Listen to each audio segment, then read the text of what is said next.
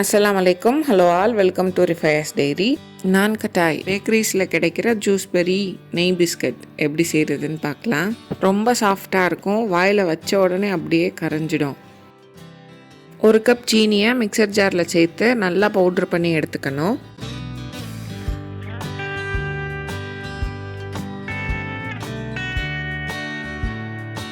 Powder பண்ண சீனியை ஒரு பாத்திரத்தில் சேர்த்துக்கணும். அது கூடவே ரூம் டெம்பரேச்சரில் இருக்க ஒரு கப் நெய் அதையும் சேர்த்து இதை நல்லா பீட் பண்ணணும்.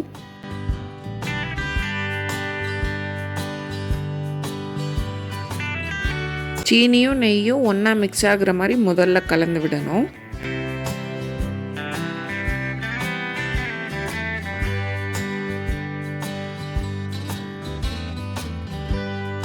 இந்த மாதிரி கலந்து வந்ததுக்கப்புறம் தொடர்ந்து ஒரு 5 நிமிஷம் கைவிடாமல் பீட் பண்ணணும். இந்த எல்லோ கலரில் இருக்கிறது லைட் கலராக மாறும், அது வரைக்கும் நல்லா பீட் பண்ணிகிட்டே இருக்கணும்.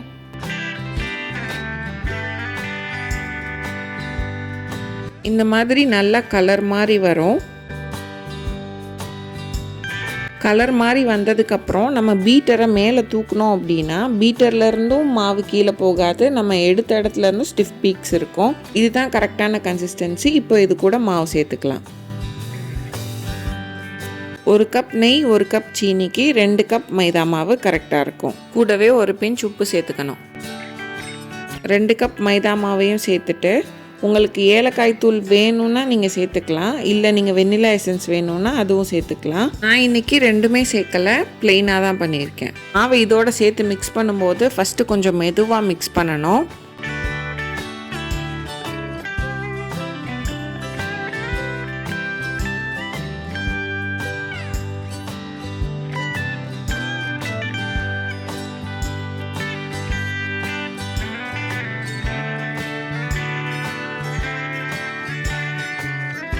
இந்த மாதிரி மாவு இது கூட கலந்து வந்ததுக்கப்புறம் கையை வச்சு நல்லா பிணைஞ்சு விடணும்.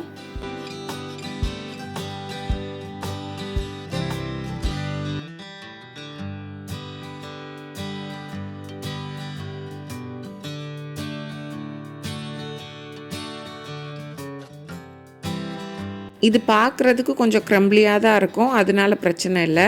கை வச்சு பிணைஞ்சதுக்கப்புறம் சுற்றி இருக்கிறதெல்லாம் எடுத்து விட்டுட்டு இதுக்கு ஒரு 1/4 மணி நேரம் ரெஸ்ட் டைம் கொடுக்கணும். நான் ஃபஸ்ட்டு குக்கர்லேயோ இல்லை அவன் இல்லாமல் எப்படி செய்யணுன்றதை சொல்லிடுறேன். ஒரு பிளேட்டில் எல்லா சைடும் கோட் ஆகிற மாதிரி நெய் தடவிக்கோங்க.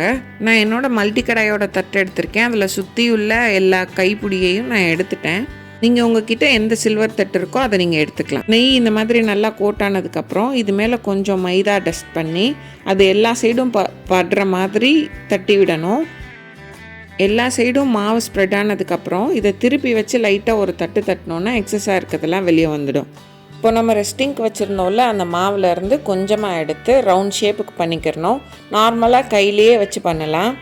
இதுக்கு கரெக்டான ஷேப் வர்றதுக்காக கையில் லாஸ்ட்டாக வச்சு உள்ளங்கையில் வச்சு ஒரு ரவுண்ட் பண்ணிவிட்டு லைட்டாக மேலே ரொம்ப இல்லாமல் லைட்டாக ஒரு அழுத்திட்டோன்னா இந்த ஷேப்புக்கு வந்துடும்.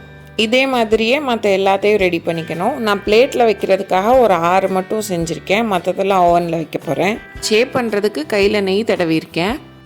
நான் கார்னிஷிங்காக பிஸ்தா கட் பண்ணி மேலே வச்சுருக்கேன். நீங்கள் ப்ளெயினாக பண்ணிக்கணுன்னாலும் பண்ணிக்கலாம். பேக்கரிஸில் கிடைக்கிற ஜூஸ்பெரிலாம் ப்ளெயினாக தான் கிடைக்கும், நீங்கள் அதே மாதிரியே கூட பண்ணிக்கலாம். இந்த மாதிரி ரெடி பண்ணினதுக்கப்புறம் ஒரு குக்கர் இல்லைன்னா ஒரு பாத்திரத்தில் கீழே மண் போட்டு மேலே தூக்கி வைக்கிறதுக்கு ஒரு ஸ்டாண்ட் வச்சு அதை ஒரு 10 நிமிஷம் மீடியம் ஹீட்டில் ப்ரீ ஹீட் பண்ணிவிட்டு அதுக்கப்புறமா நம்ம எடுத்து வச்சுருக்க தட்டை உள்ளே வச்சு இதை பேக் பண்ணி எடுத்துக்கணும். மீடியம் ஹீட்டில் இது குக் ஆகி வர்றதுக்கு 18 to 20 மினிட்ஸ் எடுக்கும். இதுக்கு மேலே சின்ன சின்ன கிராக்ஸ் வரும், அது வரைக்கும் கூட வச்சு எடுத்துக்கலாம். இல்லை நீங்கள் அதுக்கு முன்னாடி எடுத்திங்கன்னா மேலே நல்லா சாஃப்டாக இருக்கும். நான் சாஃப்டாக இருக்க மாதிரி தான் எடுத்துக்குவேன். இதை ஒரு பிளேட்டுக்கு மாற்றி நல்லா ஆற விட்டுடலாம். அடுத்து ஓவனில் வைக்கிறதுக்கு நான் ஒரு பேக்கிங் ட்ரேயில் பட்டர் ஷீட் விரித்து இது எல்லாத்தையும் ஷேப் பண்ணி அதில் அடுக்கியிருக்கேன். ஓவனை 10 மினிட்ஸ் ப்ரீ ஹீட் பண்ணிவிட்டு 170 டிகிரி செல்சியஸில் 10 to 12 மினிட்ஸ் பேக் பண்ணி எடுத்தோன்னா நான் கட்டாய் ரெடி ஆகிடும். பேக் ஆகும்போது கலர் சேஞ்ச் ஆகாமல் பார்த்துக்கணும். இது கொஞ்சம் ஒயிட்டிஸாக இருந்தால் தான் நல்லாயிருக்கும். இதை நல்லா ஆற விட்டுறணும். நல்லா ஆறினதுக்கப்புறம் எடுத்து உடைச்சோன்னா உடைக்கும் போது கிறிஸ்பியாக இருக்கும், சாப்பிடும்போது ரொம்ப சாஃப்டாக இருக்கும். வாயில் வச்ச உடனே அப்படியே கரைஞ்சிடும். ட்ரை பண்ணி பாருங்கள். ட்ரை பண்ணிவிட்டு எப்படி இருந்ததுன்னு கமெண்ட்ஸில் சொல்லுங்கள். இந்த வீடியோ உங்களுக்கு பிடிச்சிருந்ததுன்னா ரிஃபயர்ஸ் டைரிக்கு லைக் பண்ணுங்கள், சப்ஸ்கிரைப் பண்ணுங்கள், ஷேர் பண்ணுங்கள்.